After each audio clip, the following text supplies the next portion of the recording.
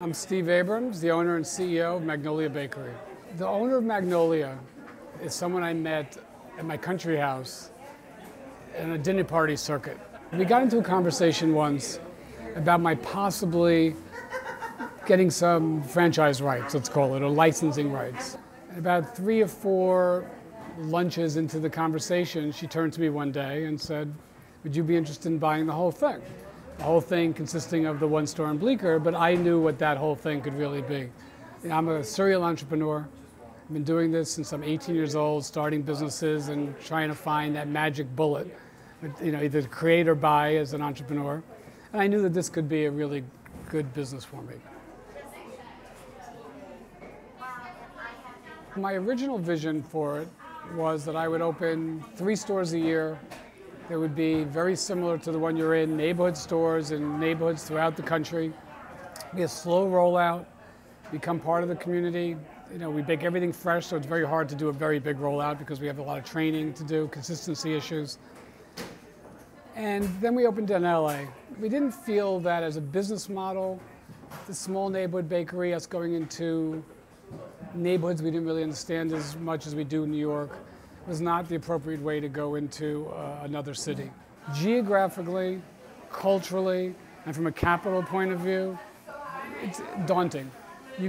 I could barely go to LA and find my footing, and I've been to LA 50 times. So going to Japan or Dubai or Morocco and trying to find a good location or trying to negotiate that lease or getting that store built would be ridiculous. When I'm in Turkey, the Starbucks is a franchise. When, if you go to Japan, it's a franchise. Everyone, no matter who it is, out of this country is franchising. Seeing that the rollout of the way we were envisioning it originally wasn't going to be appropriate, just domestically. And internationally, it's use or lose. So the world's very small.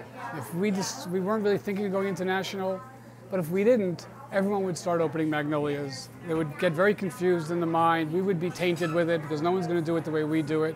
And we realized there was enough demand there that it was time to start thinking about it. As a franchise, and this is why McDonald's is so successful, the agreement can be written as tightly as you want it. So we've retained the right to design every store. We want it to be the quintessential American bakery. The same thing with the food. We go to people and they go, "Well, we like this type of treat here. Can we put that in the bakery?" No. If you want to do that, you can open your own bakery. You don't need to get Magnolia. You want to have the same look, the same taste, etc. It's very hard to do.